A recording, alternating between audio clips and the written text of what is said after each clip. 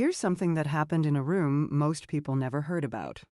A phone call, a handshake, or the pointed absence of one. And somewhere in that moment, the architecture of the post-war world shifted just slightly off its axis. Again, notice something. When you line up the transcripts, the communiques, the readouts from summit after summit, there's a pattern that doesn't quite fit the story we keep being told. The story is about chaos, about an American president who operates outside the norms, who insults allies and flatters adversaries, who makes decisions by instinct rather than by brief. And that story is not wrong.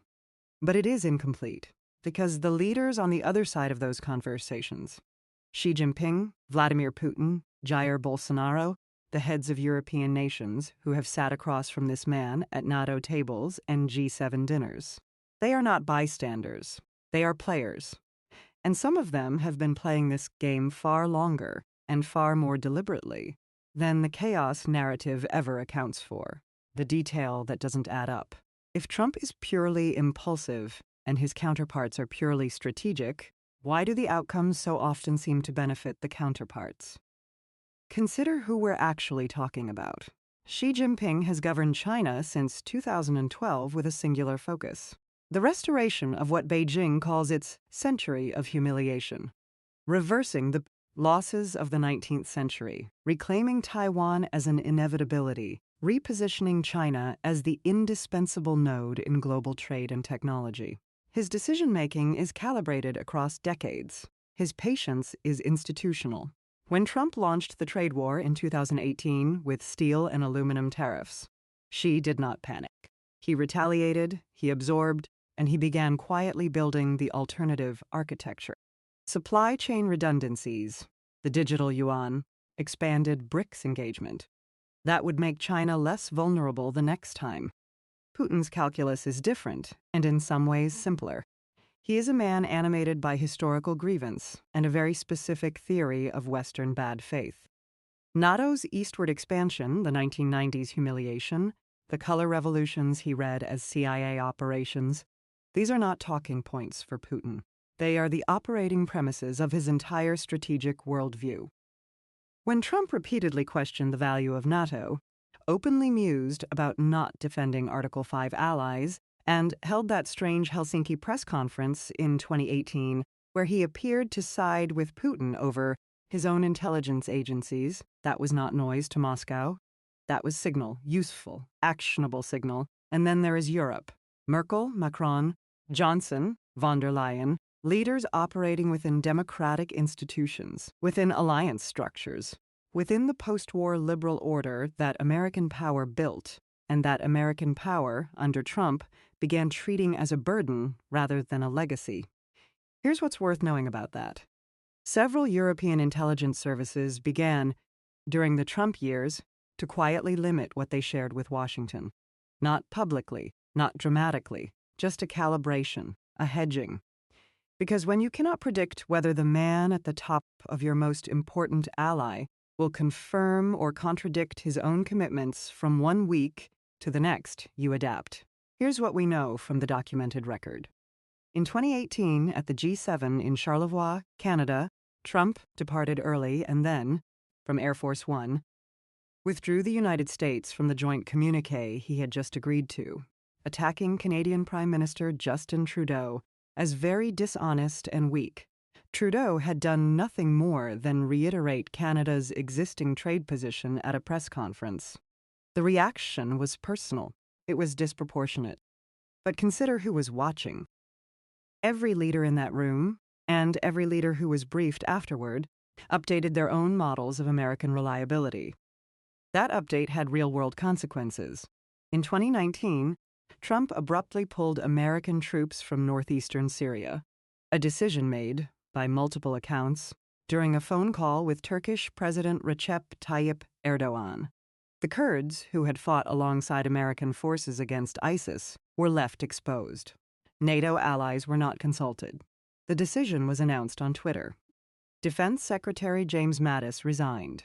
In his resignation letter, Mattis wrote that Trump did not share his views on treating allies with respect. It was the most formally worded indictment of a sitting president by one of his own cabinet members in modern American history, and it was barely treated as the document it was. Meanwhile, in Latin America, a different dynamic was taking shape. Bolsonaro in Brazil, López Obrador in Mexico, Duque in Colombia, leaders navigating the Trump gravitational field with different survival strategies. Bolsonaro mirrored Trump's aesthetics so closely that critics called him Trump of the tropics. And the alignment was useful for both men. It gave Bolsonaro a powerful patron, and it gave Trump a proof of concept that his political model could be exported. The BRICS nations watched all of this. They drew conclusions. The conclusions accelerated their existing plans to reduce dependence on dollar-denominated trade. Here's the part that clicks into place when you look at all of it together. The chaos was real, but it was also, for certain actors, functional. An unpredictable United States is not simply a weakened United States. It is an opportunity.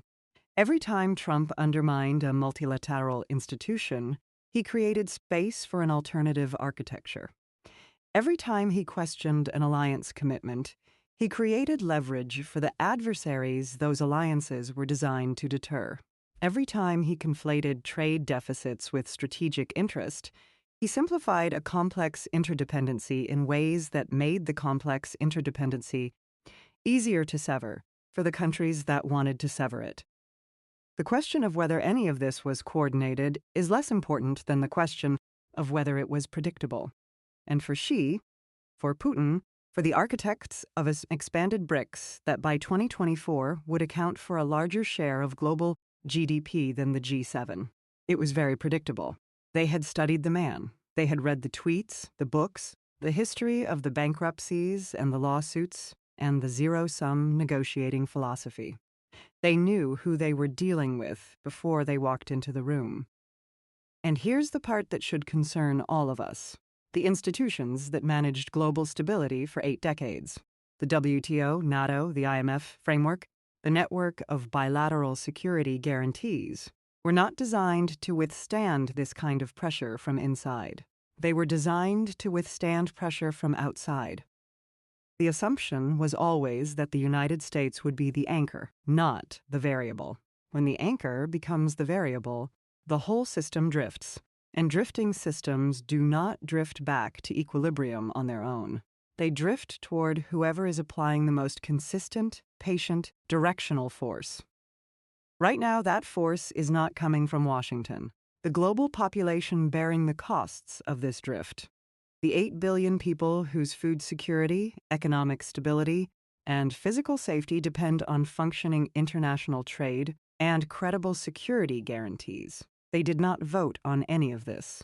They did not choose to become variables in a negotiation between a man who thinks in quarters and men who think in generations. 2 things remain unresolved, and they are worth sitting with. The first, we do not yet have a full accounting of what was said in the private bilateral meetings. The ones without note-takers, the ones Trump reportedly preferred. The readouts we have are partial. The interpreters, in some cases, were instructed to surrender their notes. What was traded in those rooms remains, for now, a gap in the record that history will eventually have to fill. The second, we do not know how durable the recalibration is. The allies who hedged, the institutions that adapted around American unpredictability, the alternative trade frameworks quietly built in the spaces American attention vacated. Do those changes reverse when the presidency changes? Or has the world already absorbed the lesson that American commitments have an expiration date and begun building accordingly? The architecture of the next 50 years may already be under construction. We just aren't sure yet who drew the blueprints. The world didn't stop moving while we were watching the chaos. It reorganized.